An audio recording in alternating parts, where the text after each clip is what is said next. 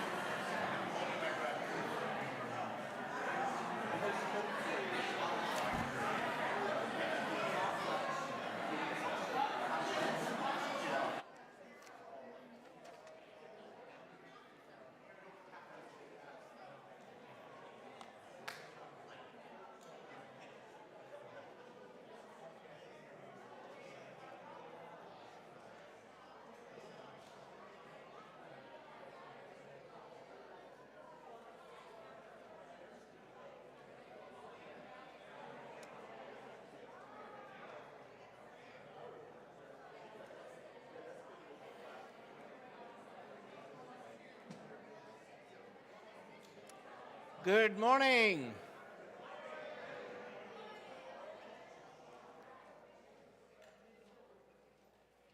It's a beautiful day at Cedar Lane. Welcome, everyone.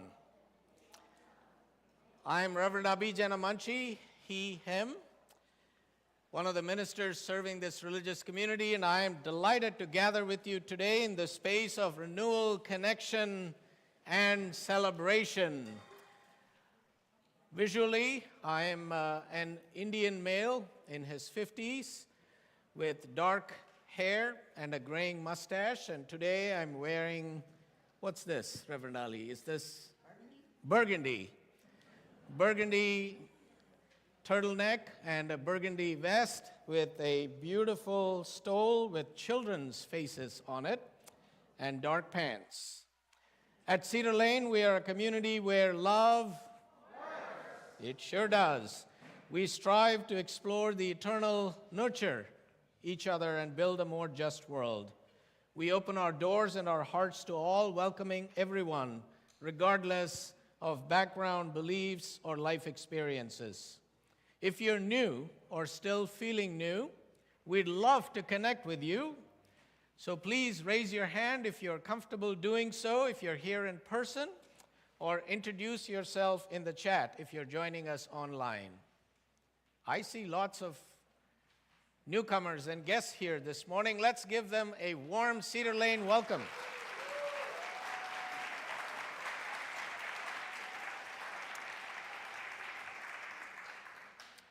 Thank you for taking the risk to worship with us, because sometimes it is a risk. Following the service, we invite you to join us for fellowship and refreshments. It's an opportunity to connect and deepen relationships within our vibrant community. And if you need some support or a listening ear, our caring ministry team is here for you. Please feel free to reach out to Kathleen Holmay, our caring team leader today. Thank you, Kathleen. And now, in the spirit of love and community, let's take a moment to greet one another. I invite you to turn to your neighbor, offer a warm hello.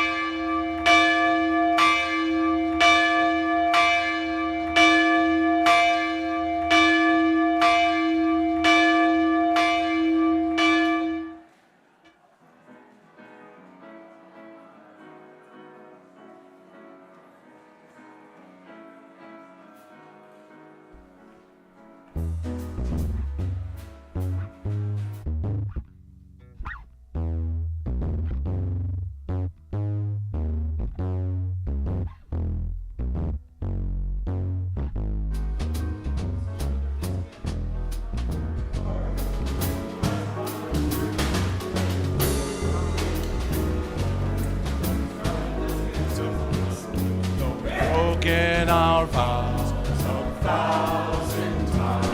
You've broken your vows a thousand times. You've broken your vows a thousand times.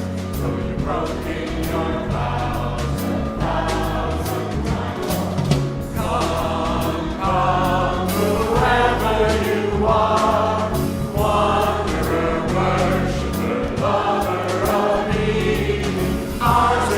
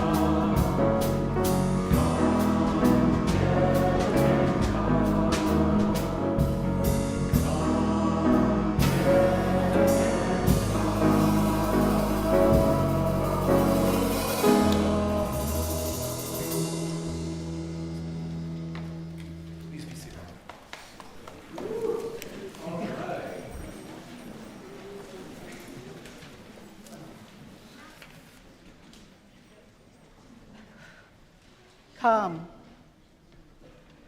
Come, come, whoever you are, wanderer, worshiper, lover of leaving, come with your hurts, your imperfections, your wounds and weariness, the places that feel raw and exposed. Come, come, whoever you are, infidel, fire worshiper, idol worshiper, come with your strengths the world shudders to hold, with wild imaginings of a better world, with hopes too bold to hold alone. We will make a place for you here. Together, we will build a home. Ours is no caravan of despair. We journey together. So come back again and again, even if you have broken your vows 100 times, 1,000 times. Be not hopeless in this place of love and sanctuary. Come again, and be welcome here.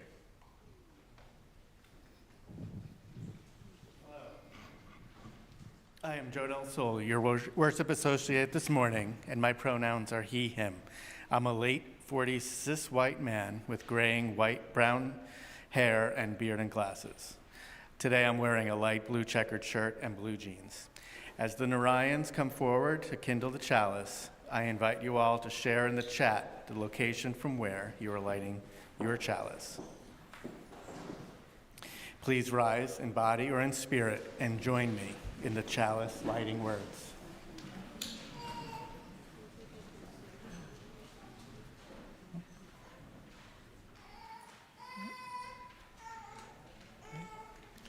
For all that is our life, we light this chalice with thanks and praise.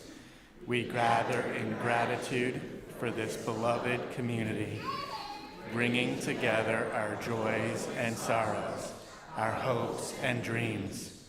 Each of us, unique and imperfect, forms a beautiful and essential part of the whole.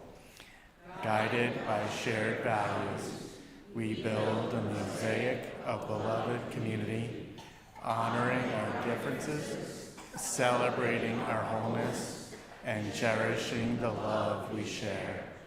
May the light of our chalice remind us always that this is a community of warmth, wisdom, and welcoming of multiple truths. Thank you.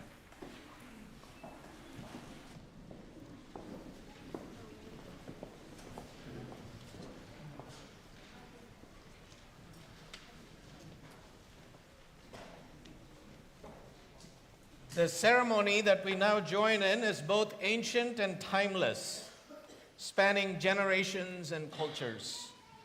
Throughout history, parents have gathered in places of worship to express gratitude and dedication, surrounded by family and friends.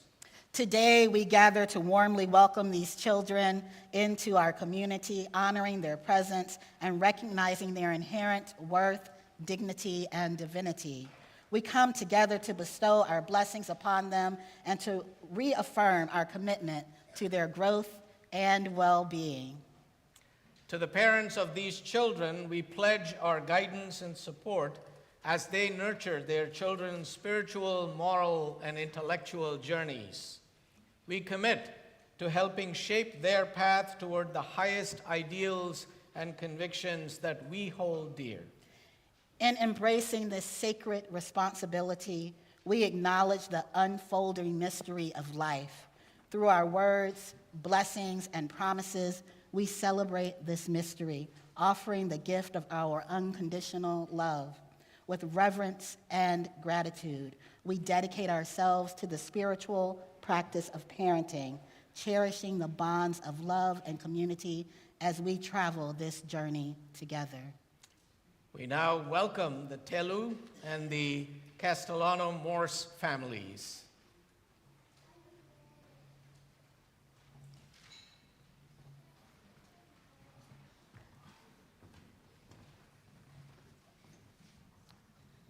Hi, baby. Hi.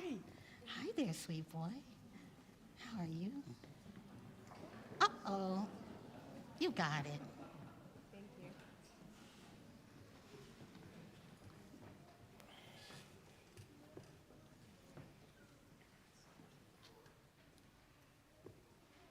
Each of you has published your own personality to your family before you were even born.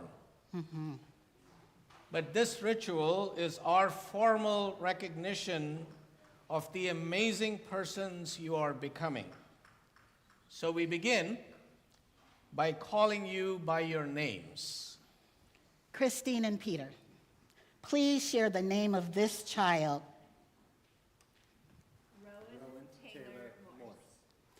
Let's say their names together. Rowan Taylor Morse. Sanjay and Kelly, please share the names of these children.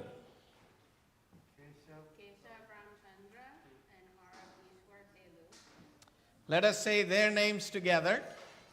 Keshav Ramchandra Telu. Arav Ishwar Telu.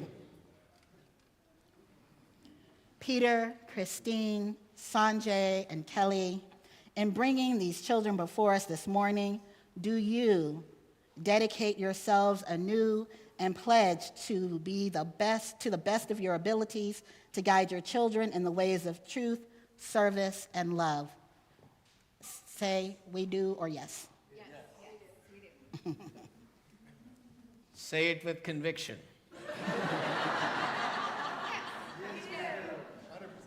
All right. Well, you know how parenting is. Will you, Cedar Lane members and friends gathered in witness, speaking both for yourselves and for others who are not here, promise your support to these children and their parents? If so, please say, we will. We will. We will. And recognizing that it takes overlapping communities of love to help raise our children, do you herewith offer your supportive presence to these families? We do. Awesome. Having made these promises, let us bless these children in an act of love and beauty with the elements of our common creation, gifts cherished by our ancestors, and with the power of their distinct, beautiful names. We bless you with earth.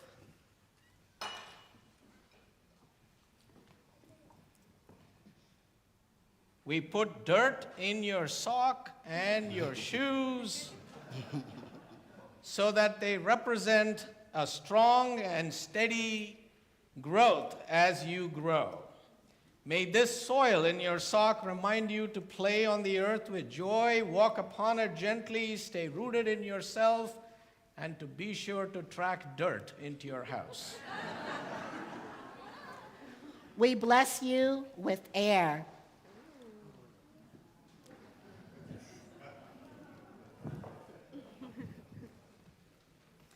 Ever moving and changing like your passions, may you always breathe deeply the air of freedom. And we bless you with fire, illuminating everything like your mind.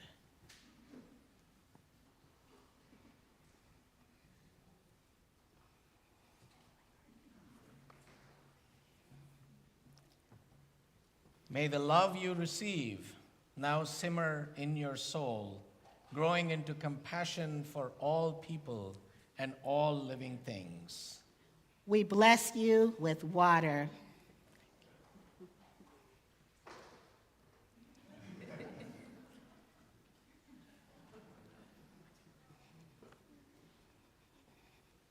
Clear and reflective as your spirit, may you see clearly and speak truthfully. When you feel afraid, may you find strength in your deep inner currents of courage. And when life wounds you, which it will, may the eternal tides rise within you, bringing you back to wholeness. And we bless you with the ether, the vast fertile space between stars from which all existence flows. May you be one with the forces that shape, sustain, and reclaim all that was, is, and ever will be, the silent song at the center of the cosmos. May the force be with you. As a token of our dedication, we present each child, there you go, with a rose, symbolizing beauty, promise, and love. These roses have no thorns, reflecting the world we wish we could give them, a world as gentle as this flower. While we know the world may not always be as lovely, we hope they will recognize and cherish the beauty and goodness that do exist, growing in wisdom and compassion and adding their light to the world. And we give their siblings roses too, because you know, even though we have parents, the sibling bond is the bond that holds us for a very, very, very long time. And now, in the presence of all gathered here in the spirit of love, we dedicate all of you to a life of goodness and grace. May you grow freely into who you are, held safely in our love and our care. Be blessed by our words and by your beautiful names. May it be so. May it be so. Amen. Amen. There you go.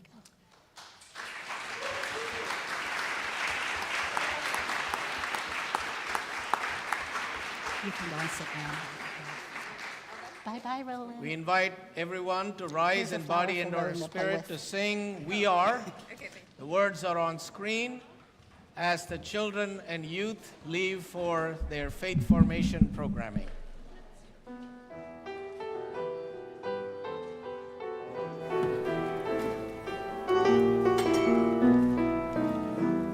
For each child that's born, a morning star rises and sings to the universe who we are. For each child that's born, a morning star rises and sings to the universe who we are. We are our grandmother's breath, and we are our grandfather's dreamings. We are the breath of our ancestors. We are the Spirit of God. We are mothers of courage and fathers of time. We are daughters of dust and the sons of great visions, with sisters of mercy and brothers of love. We are daughters of life and the builders of nations, with seekers of truth and doers of faith. We are makers of peace and the wisdom of ages. We are our grandmother's breath, and we are our grandfather's dreamings. We are the breath of our ancestors. We are the Spirit of God. For each child that's born, a morning star rises and sings to the universe who we are. For each child that's born, a morning star rises and sings to the universe who we are. For each child that's born, a morning star rises and sings to the universe who we are. For each child that's born, a morning star rises and sings to the universe who we are.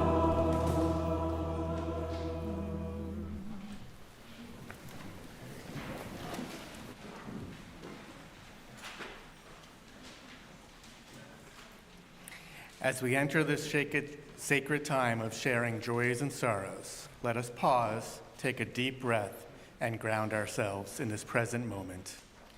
With open hearts, we embrace the fullness of human experience, our joys, challenges, grief, and hope, trusting that in the shared community, none of us journeys alone.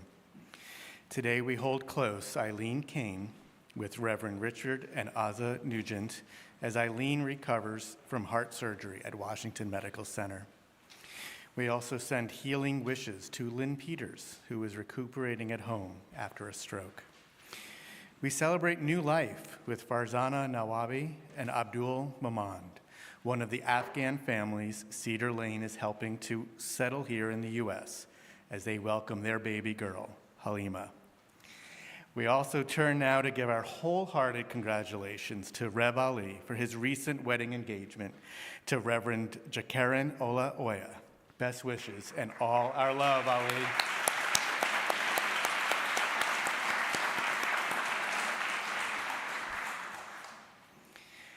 As we widen our circle of care, we acknowledge the anxiety many feel as the upcoming election approaches. Let us remember that we are held together in this community by a love that will not let us go. We hold in our hearts all those affected by violence, war, and the devastating impacts of natural disasters and climate crises, both here and across the world, in Gaza, Lebanon, Ukraine, Sudan, and those facing severe flooding in Valencia, Spain. As we close this time of sharing, I invite you to come forward and light a candle to honor the joys and sorrows in your life, knowing they are held within our shared community. Please feel free to come forward as we hold this sacred time together.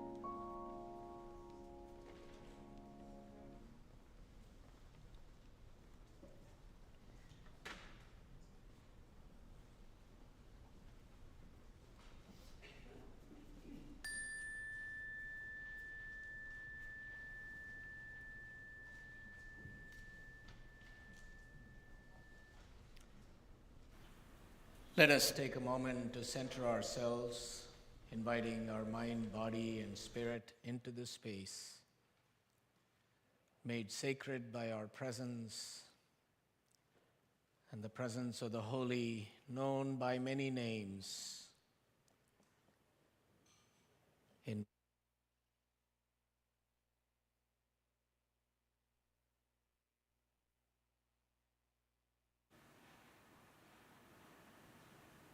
Would you join me now in the spirit of prayer, reflection, or meditation? Nameless one of many names and beyond all naming, Spirit of life, of death, of change and transformation, in a world focused on winners and losers, successes and failures, right and wrong, we gather not just to celebrate the saints, those haloed, mythologized figures exalted in stories that often obscure their humanity. We gather to remember all souls, every life cherished and forgotten, the loved and the neglected, the valued and the exploited, those lost to violence, wars, and genocides, and those who lived and loved in quiet, ordinary ways. We give thanks for the ancestors, for their wisdom, strength, and courage, their spirits breathing life into us, their descendants, whispering reminders of who we are, calling us to rise, to speak, to act with justice and compassion, guiding us as we carry forward their legacy of love. In this sacred act of memory, O Spirit, we honor all humanity, bound not by blood or creed, nor by status or nation, but by our common existence, our shared humanity. In a time of division and worry, we pause to hold each other, to hold every soul, the humble, the heroic, the voiceless, the visionary, those who shaped our past and those taken too soon. As we approach an election, may we carry their breaths with us, lifting our voices and casting our votes for all souls and for the future we build together. In the name of all that binds us in love and remembrance, we say, Shalom, Salam, Sat Sri Akal, Amen, Ashe, blessed be. Om Shanti Shanti Shanti.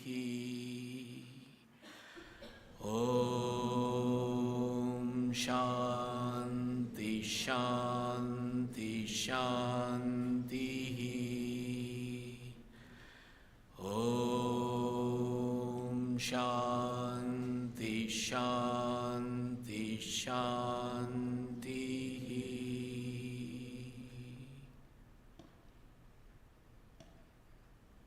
Peace, peace, perfect peace.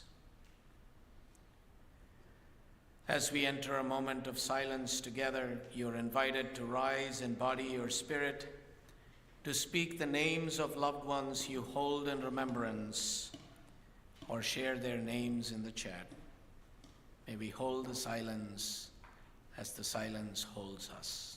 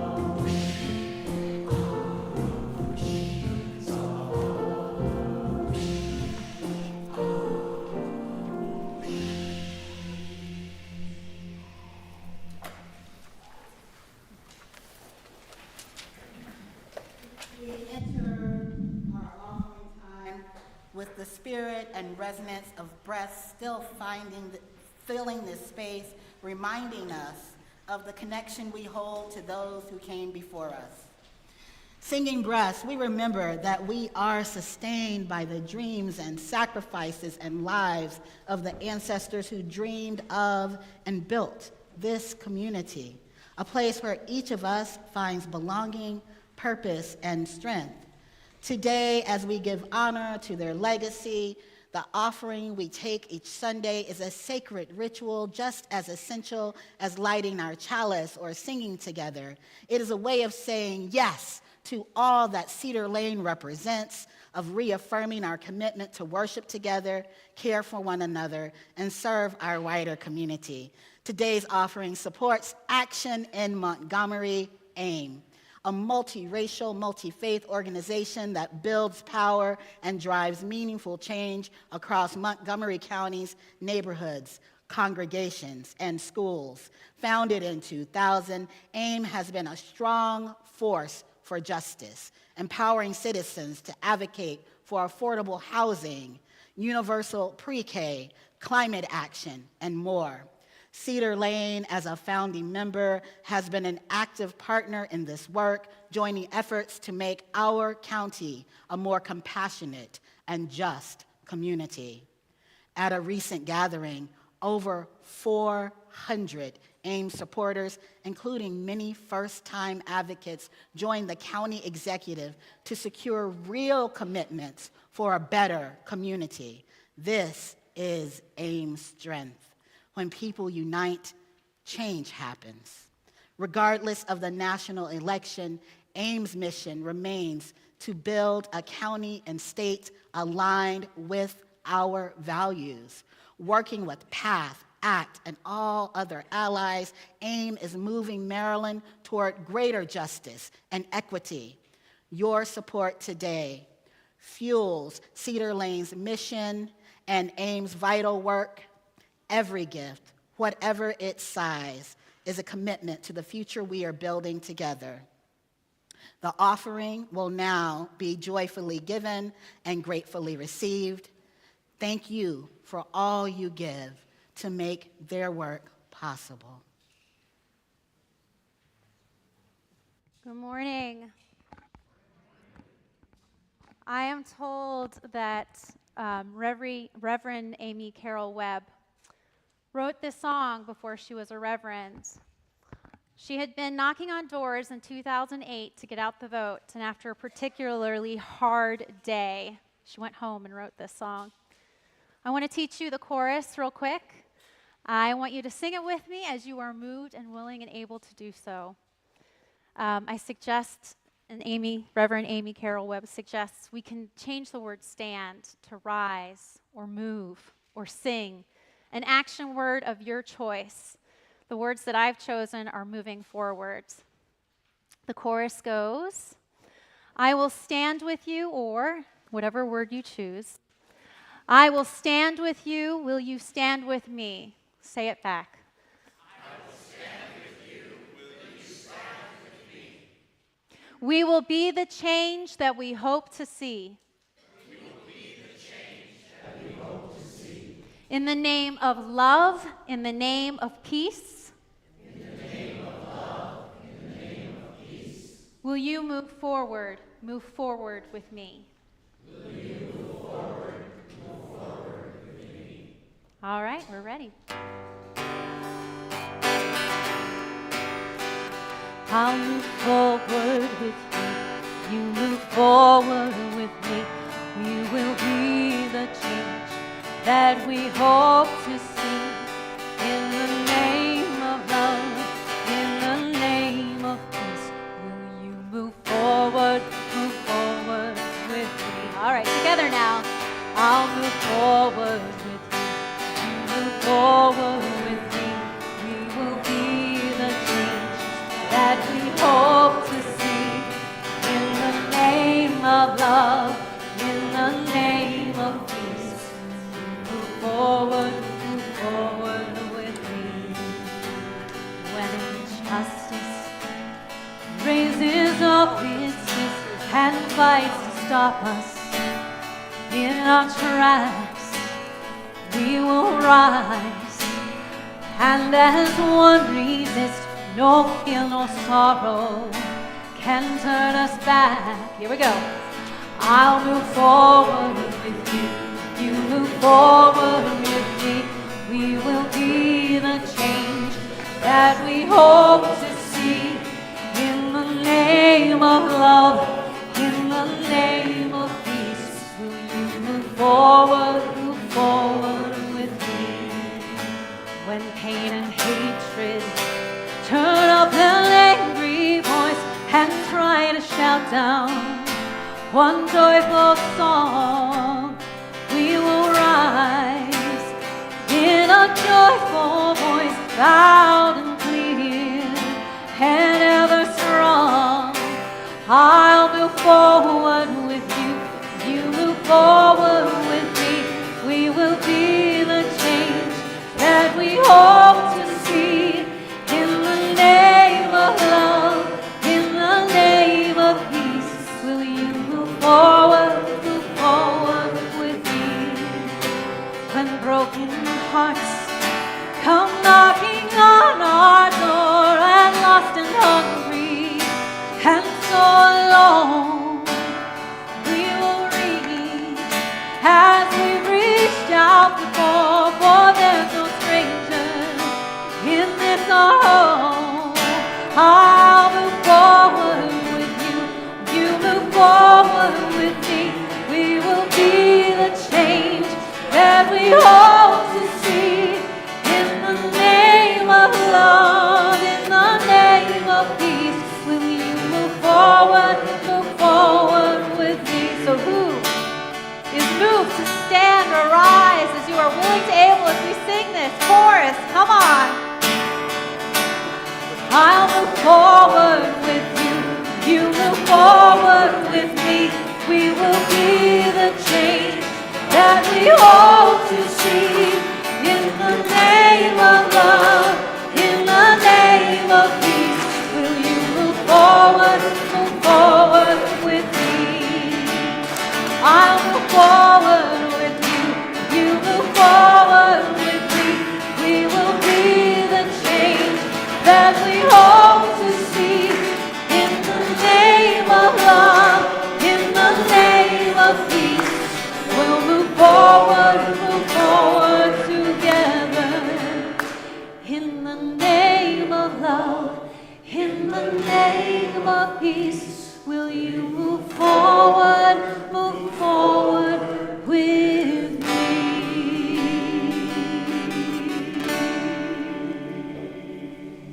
Thank you.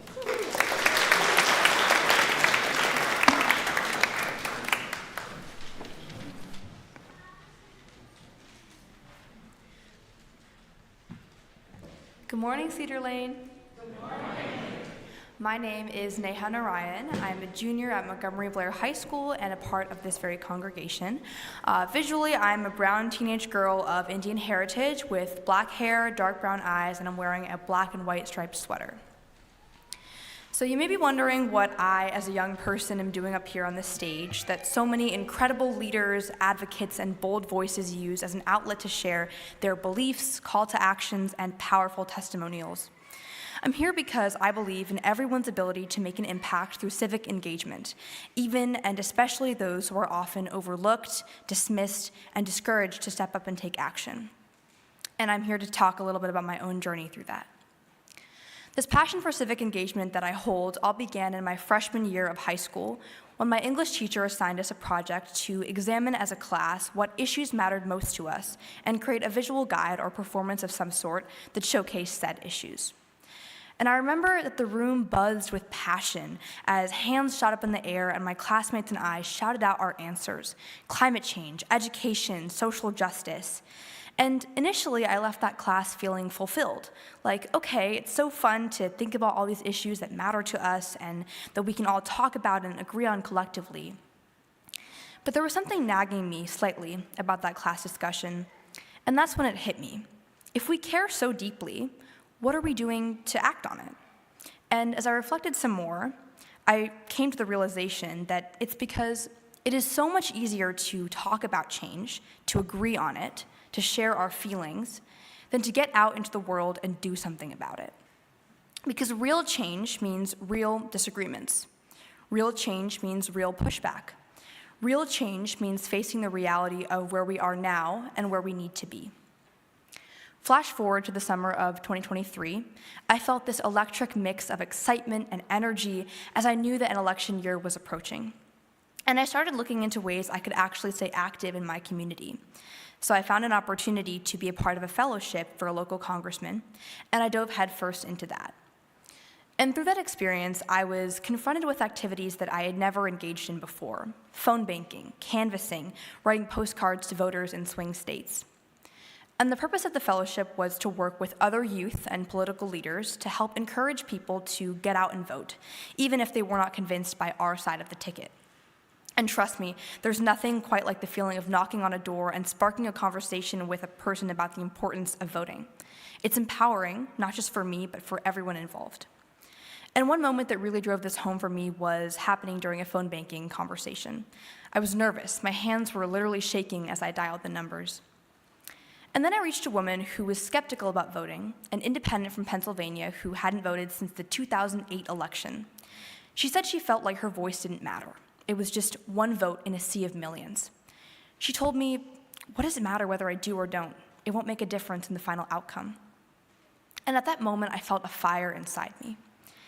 I shared with her that as a young person who is restricted from voting simply because of my age, voting to me seems like a privilege, a gift that should be used and honored by those who are lucky enough to have it. By the end of our chat, she was excited to register and look into some of the candidates that I had mentioned during our conversation. And that's when I truly felt for the first time and started to understand that this isn't just about statistics. It's about connection, empowerment, and upholding democracy. Some days it feels like we're swimming in a tide of apathy and frustration, and it can be so overwhelming. But here's a secret that I've learned: to remind myself of why I started. I think about the faces of those who feel unheard, those who believe their voice and their vote doesn't matter, and I draw hope from my peers who are equally passionate and committed to making a difference. And together, we are a force of change. When I see people rallying for what they believe in, it ignites my spirit, and I see that embodied in the people and the community at Cedar Lane. And that brings me to my message for you today. We all have a collective responsibility, not just in this election, but also always.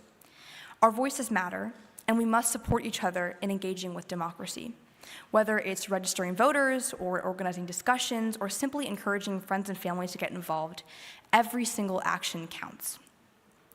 And I've learned over time that democracy isn't a spectator sport, it's a team effort. It's not a passive process, it's an active and ongoing commitment. So together, we are in charge of amplifying our voices and making that profound impact. So the challenge that we all must face right now, especially with this upcoming election, but also beyond that, is to think about how we can engage. Being a change maker in our community is not always the easiest choice, but I've found that it's always the choice that can spark a movement. Thank you.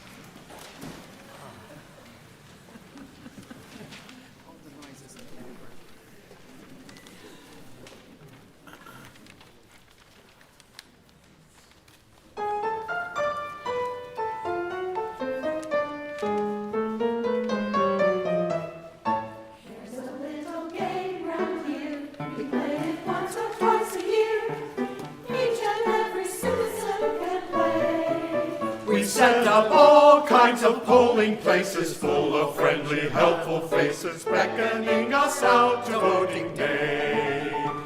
Come one, come all, it's the highlight of the fall. We're so lucky to be living in the USA. There's just one tiny clause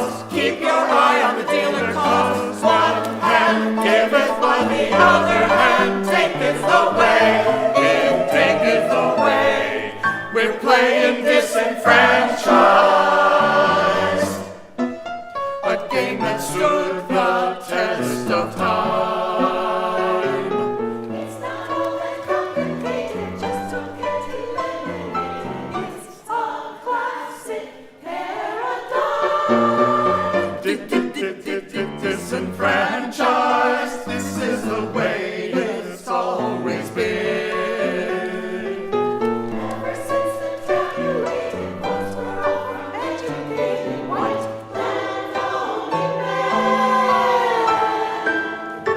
We've been playing disenfranchised. We've been playing disenfranchised. Come on, come on, make sure you don't drop the ball. It's democracy, so everybody gets a say. Although a rule or two could be a stumbling block for you, rest assured that everybody who wants to can play. So come on and play. We're playing disenfranchised.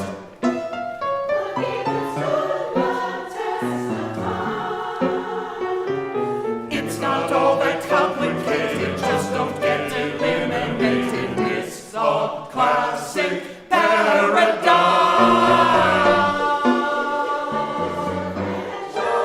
This is the way it's always been. Ever since the tabulated votes were all from educated white landowning men.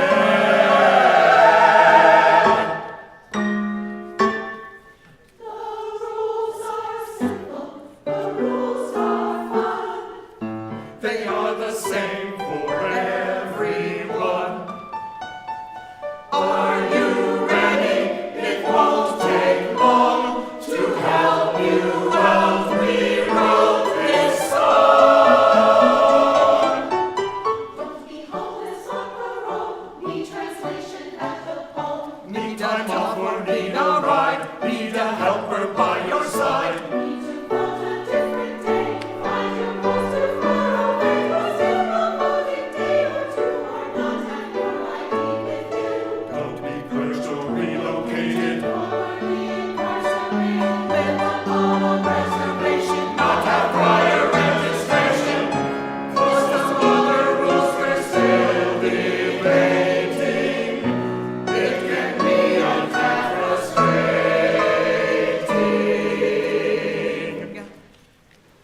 But once you cast your vote, my friend, you'll know there's nothing grander.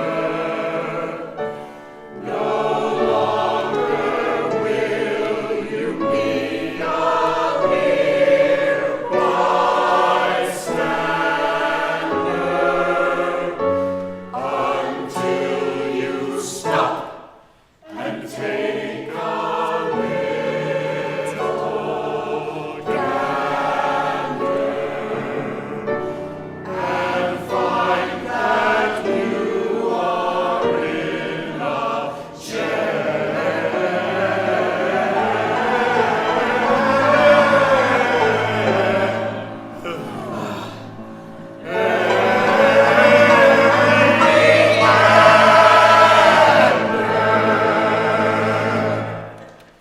and now you're disenfranchised. Just look at how those lines are drawn. You have thought the game was finished, but your vote has been diminished. By the upper echelon. Disenfranchised for little more than just a pawn. And you somehow missed the notice that your status of your vote is going, going, going, going on. You're disenfranchised.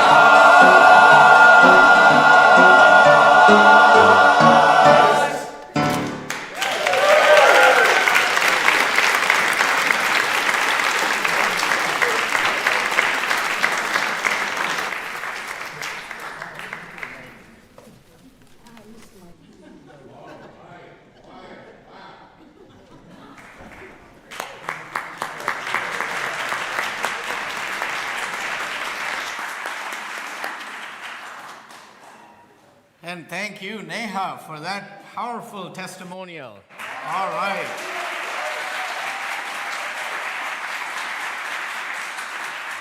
Now, who was that local congressman again?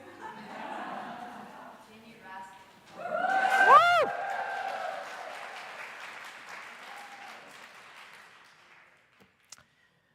So, have you ever wondered how people got their information about political candidates and their take on issues in the 18th and 19th centuries in the U.S.? Before the advent of radio, television, or the social media. Now, one way they got information and some entertainment was through election sermons, delivered from the pulpit on the Sunday before an election. Now, this tradition, which began in 1634 in the Massachusetts Bay Colony, became a powerful vehicle for social commentary, especially in Unitarian and Universalist congregations, where ministers spoke directly to the moral and political questions of the day: slavery, poverty, war, women's rights, and labor justice, to name a few. Now, these election sermons challenged people to confront the realities around them and reminded them of the power they held to shape their society. The Reverend Forrest Church once described these sermons as often so hot with brimstone that it was the one sermon a minister might be remembered by. No words were minced. Now, some religious communities pay scant attention to this tradition, believing that the unadorned gospel is good enough for every Sunday. But in our Unitarian Universalist congregations, where the gospel only makes sense when the rubber meets the road, when religion speaks to society, election sermons tend to be invitations to consider the relevance of our religious values and how they intersect with the issues of public life. And yet, let's be clear, our role as preachers is not to endorse any particular candidate or dictate to you how you should vote. But it is our responsibility to name the urgent social and moral issues that confront us as a nation. Our job is also to encourage each of you, regardless of your political leanings, to overcome your reluctance or cynicism, to lift your voice, to vote, and to actively participate in shaping the future. I think Neha made a pretty good case, so I don't have to belabor that particular point. Election sermons also remind us that history presents moments of reckoning, moments when a nation must decide what it actually represents and what it will become. And today we must ask ourselves, if we ever needed a voice and a vote, is it now? Is it now? Yes? Yes. Friends, this question holds urgent relevance to us, as Martin Niemöller's words still echo from history. The German Lutheran pastor who first supported Hitler but later repented wrote a haunting reflection on the cost of silence that many of you are familiar with. He wrote, "First they came for the socialists, and I did not speak out because I was not a socialist. Then they came for the trade unionists, and I did not speak out because I was not a trade unionist. Then they came for the Jews, and I did not speak out because I was not a Jew. Then they came for me, and there was no one left to speak for me." In the face of injustice, silence itself becomes complicity. Mahatma Gandhi put it plainly, saying, "Silence becomes cowardice when occasion demands speaking out." While Archbishop Desmond Tutu declared, "If you are neutral in situations of injustice, you have chosen the side of the oppressor. So what is happening now that demands our voice and our vote? Today, we find ourselves in a time when fascism and democracy are once again at the center of public discourse. We are debating mass deportations and detention centers, concentration camps, dismantling protections for marginalized groups and communities, and questioning the very meaning of equality under the law.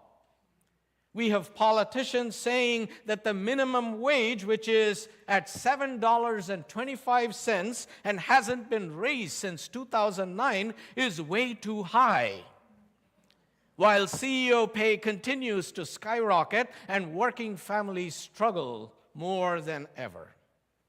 If we had listened to the Reverend Dr. Martin Luther King in 1963, when he urged the nation to implement a minimum wage indexed to inflation, a living wage, that wage would be around $18 an hour today, lifting countless families out of poverty. Alongside this, access to health care remains a privilege rather than a human right, despite international agreements affirming that health care should be based on humanity, not employment status. And the injustices extend further. In 2013, the Supreme Court gutted vital protections within the Voting Rights Act, and Congress has yet to restore them. And in the years since, over 1,000 voter suppression bills have appeared across the nation, specifically targeting the rights of marginalized communities to participate in our democracy. And what about the 140 million people living in poverty or one disaster, one paycheck away from poverty in the U.S., a leading cause of death here, killing more people than homicides, diabetes, or gun violence? Yet, poverty remains largely ignored in our public discourse. It was not mentioned once in any of the presidential debates.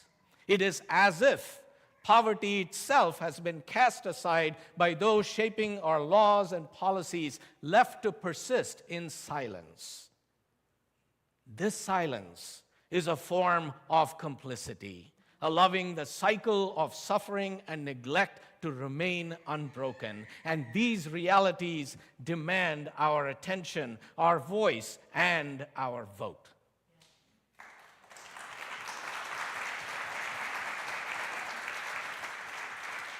And these are the very issues that are calling us today to rise up, to push back, and to work for a more just and compassionate society. So, we must ask ourselves, if we ever needed a voice and a vote, isn't it now? Yes. Because this moment calls for our full engagement, because voting, as Neha pointed out, is not about individuals or personalities.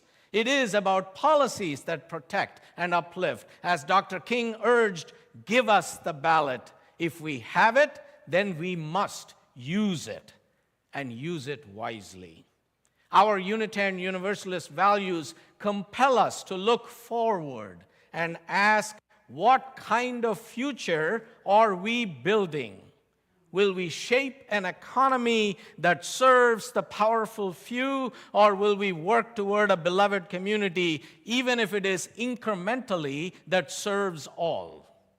Will we ensure health care and reproductive justice for all? Will we protect children living in poverty? Will we offer refuge to those in need, keeping families together? Will we invest in life rather than in death and destruction? Will we enact policies that honor our interconnectedness, recognizing that people and planet are one? Will we stop polluting the land, air, and water to secure an environment where future generations can thrive?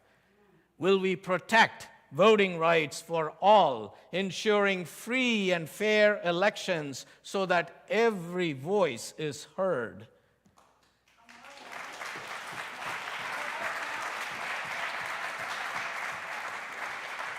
Will we move toward the vision of a multiracial, multi-faith democracy where liberty and justice are truly accessible to all, or will we watch as that vision fades? A vision not yet fully realized, but always worth pursuing, a dream of freedom with responsibility, justice, and hope for all people.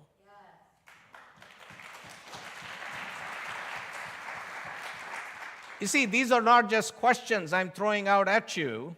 These are calls to action, urging us to engage deeply with the moral choices on our ballots today and to consider the future we are committed to build. Because voting is more than a civic duty. It is a step toward accountability and a way to shape a healthier, more compassionate democracy. Now, it's wonderful that this year record numbers of people, 66 million to date, are turning out to demand a better future for their families, communities, and country. And thousands of Unitarian Universalists, including many from Cedar Lane, are part of this effort, participating in UU the Vote and other outreach initiatives, be it through postcards, phone calls, door knocking, poll staffing, and service as election judges and monitors. UUs are doing their part to safeguard the democratic process. And in casting their ballots, people are speaking up for something far greater than partisan belief. They are affirming the inherent dignity that grants everyone the right to be heard.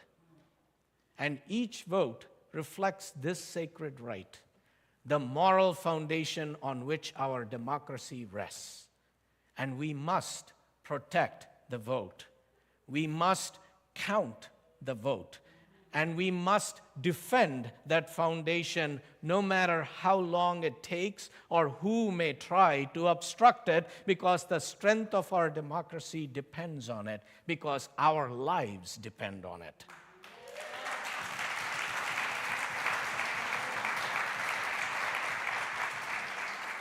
And in this effort, friends, we must remember that results may not be immediate. States may need several days to fully and accurately count every eligible vote, and this time is a crucial part of democracy's integrity. And our role as voters and citizens and people of faith is clear. We are called to resist despair, anticipate obstacles, and reject any attempt to undermine the election process. We must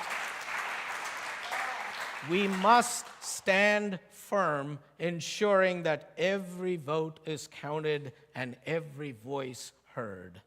And so as we approach Election Day, it is natural to reflect on what we need to keep our spirits steady through the season and whatever follows. Because the stakes are high and the choice is ours. Voting is just one part of this work, and it doesn't end there. Once the votes are cast, we must continue to advocate, to care for our neighbors, and to keep pressing forward, refusing to give up. And this is the long-haul work of perseverance, the commitment to push forward. Now, like all of you, I'd love to go to bed on election night knowing the results. I mean, how many of you wouldn't? Right? But ensuring that every vote is counted fully and accurately is far more important than the result, than a quick result. And my hope is really lifted by the unprecedented turnout and by each ballot cast as a mustard seed holding within it the promise of profound change. That's right. Bishop William Barber preached at Riverside Church last Sunday. And he preached a message that speaks to this moment. So rather than try and come up with something creative to say to you at the end, I just thought I would draw from his amazing sermon. Because in that sermon, Reverend Barber reminds us of the courage required to speak up at critical times. He told a story about a wedding where just as the officiant asked, and this was an older man, asked if anyone had objections, a friend of the bride found the strength to raise her voice with a difficult truth about the groom, sparing her friend from heartache. So Reverend Barber used this story as a call for all of us to speak up in moments of consequence, just as we are called to speak up now in this pivotal time for our nation. His words urge us. Today, in this church and this nation, as we approach election day, we need to speak up with our voices. If you know that a candidate's policies will hurt rather than help, it's time to speak up. Now or forever hold your peace. Let your voice and your vote be heard. Speak now for love or forever hold your peace. Speak now for justice or forever hold your peace. Speak now for mercy with your vote and your voice or forever hold your peace. Speak now for voting rights, for the general welfare, for the common defense, or hold your peace. Speak now for the poor, or forever hold your peace. Speak now for reproductive justice, or forever hold your peace. Speak now for the least among us, or forever hold your peace. And he continues, know that we can speak even louder than our forebears who did more with less. We must do more with more. And so he asks, is there anybody here who's going to use your voice? And so he says, turn to your neighbor and say, neighbor. Now, I know we don't normally do this at Cedar Lane, but give it a try this time. Say, neighbor. We don't normally do this at Cedar Lane. But this morning, neighbor, speak now. Speak now. Let your voice speak now. Let your vote speak now. So, neighbor, let's change the direction of this nation. Otherwise, forever hold your peace. Amen.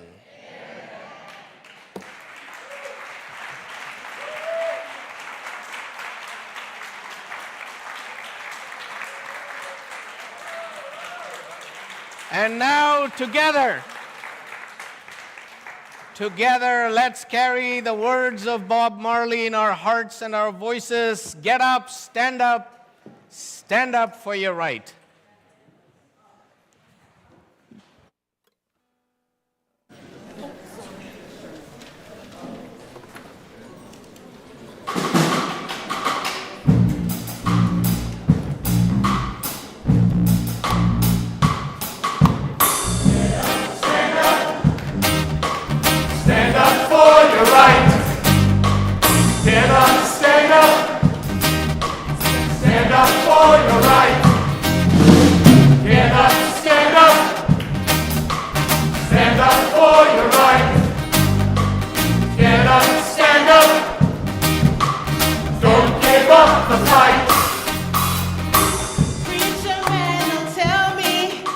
That heaven is under the earth. I know you don't know what life is really worth. It's not all that glitter is gold. Half the story has never been told. So now you see the light. Hey, you gotta stand up for your right. Come on now. Get up, stand up. Stand up for your right. Stand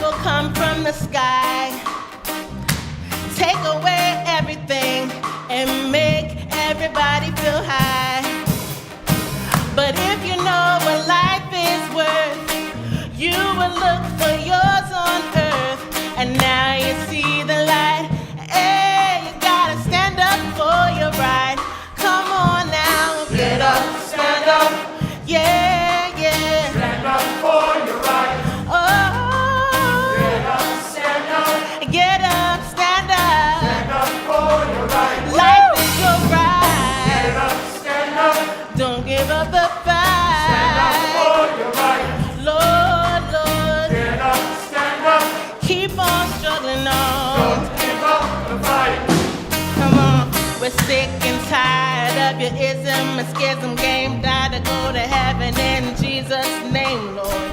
We know and we understand Almighty God is a living man. You can fool some people sometimes, but you can't fool all the people all the time. So now you see the light. Come on, everybody, stand up for your right. Oh yeah, get up, stand up, get up, stand up. Stand up for your rights. Stand up for your right. Get up, stand up.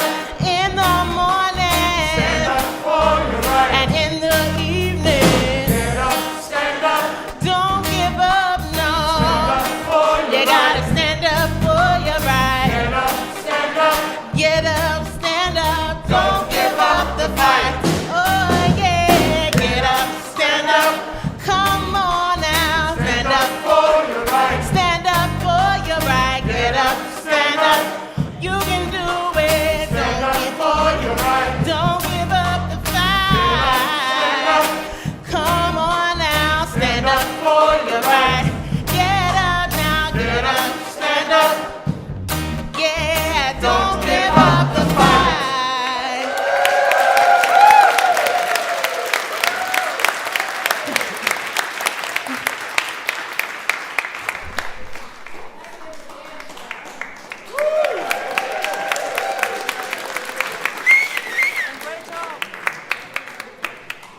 All right.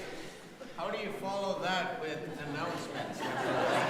Well, you know, announcements are invitations to connect and grow and embody our shared values as we build a beloved community. I think you just invited us to act, so here's a Get way. up, stand up, Stand up. and rise Do up. something. So we begin today with our newcomer circle from noon to 1 in the library. It's a welcoming space to meet others and learn more about each other and about Cedar Lane. And if you're feeling ready and inspired to make Cedar Lane your spiritual home, we invite you to consider membership and sign the membership book, which will be present in the library during our gathering. Yes, and at 12:30, our LGBTQ plus and gender justice ministry team hosts a 30-minute info session in the chapel about our new restrooms and signage. So if you're not sure what all those signs mean, you should go. And it will tell us how it connects to our work of becoming a welcoming, and not becoming, being, because we already are, a welcoming congregation. All right. And later at 4 p.m., we'll be gathering for a vibrant Diwali celebration of joy and liberation right here in the sanctuary with over 250 people. Which is wonderfully scary. It sure is going to be a beautiful gathering of community and light. We really could use some additional help and support to make this happen. So if you have signed up, or even if you haven't signed up and were planning to attend, would love to connect with you after the service so we can figure out how to be a welcoming space for all these people who are going to come and check us out this afternoon. And looking ahead on Wednesday, November 6th, when you're like, what in the world? Why don't you just come and join us from 6 to 7:30 in the fellowship hall? We'll invite you to a post-election evening of reflection. We'll share soup and supper with 2 U's, singing and creating a supportive space for sharing, no matter what the outcome is. Feel free to bring a dish, and you can see the reflection sign up on the Sign Up Genius. Go to our website. You'll see it. All right. And then on Sunday, November 10th, we will have another post-election service right here, and we will all be together again, and we're going to do a fellowship Sunday where there'll be opportunity for us to do some check-in and be present with each other, whatever the outcome. And then at noon, we're going to head out to Rock Creek Park for a cleanup. Yes. With all ages welcome, and we'll meet in the lower level parking lot near the playground, and those under 17, please bring an adult along, and you can sign up in the e-news. I'd just like to have one shout out to our Carey Ministry team who put on a wonderful summit yesterday. It was like a conference. Lots of UUs from everywhere came. It was amazing, and thank you so much for all of your hard work. 18 months of planning paid off.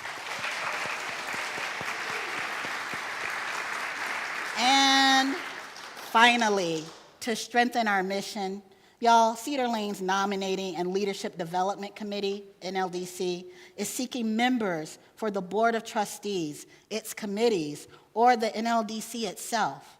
This is a time where you go from engaged member to engaged leader. So share your talents and passions to help advance our community goals. We can only do it with all of you. For more information, reach out to NLDC's co-chairs, Lisa Chernikoff or Bonnie Beavers. And our closing words are from Lucas Hergert, A Democracy's Benediction. We are democracy, unruly, unfinished, unrelenting people of rebellious joy, taking to the streets, underground resilience, resisting complacence, the pleasure of activism, organizing into simple hope. We are democracy, people of principles, taking on principalities, witnessing the worth of those called unworthy, justice just now gaining ground, integrity of interdependent existence extending, living democracy in heads, hands, hearts. We know that democracy can die, ossify, brittle byproducts of bygone idealists, plotting politicians, pirating votes, corporations cannibalizing our care for the world. Look, it can wither, distend, come to an end. Democracy, today we will love you alive, make you ours, make you thrive, and vote as though our hope is on the line, as though our lives depend on it, because they do. Yes.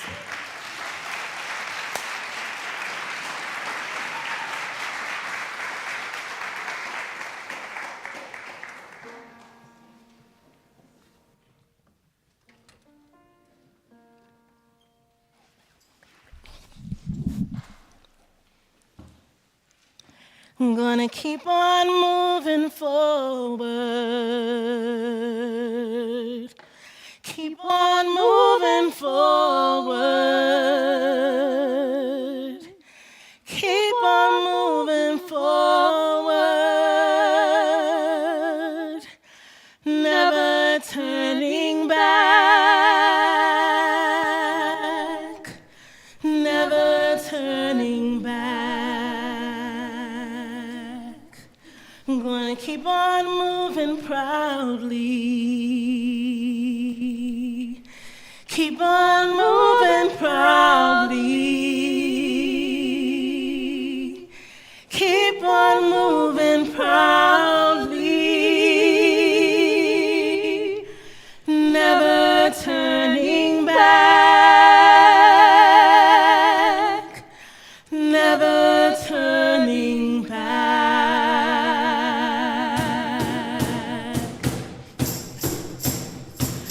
Keep on singing loudly. Keep on singing loudly. Keep on singing loudly. Never turning back. Never turning back. Keep on loving boldly. Keep on loving boldly. Keep on loving boldly. Keep on loving boldly. Keep on loving boldly. Keep on loving boldly. Keep on loving boldly. Keep on loving boldly. Never turning back. Never turning back.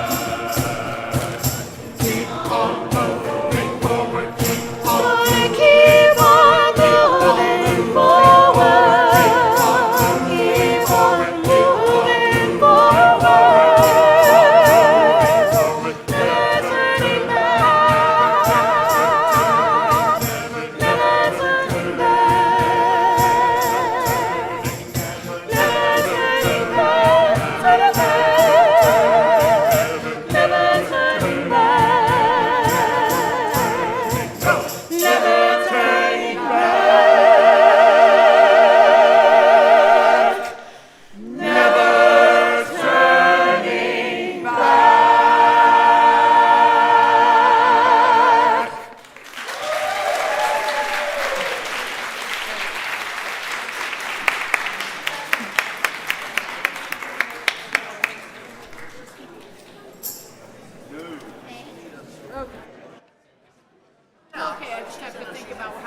Remove my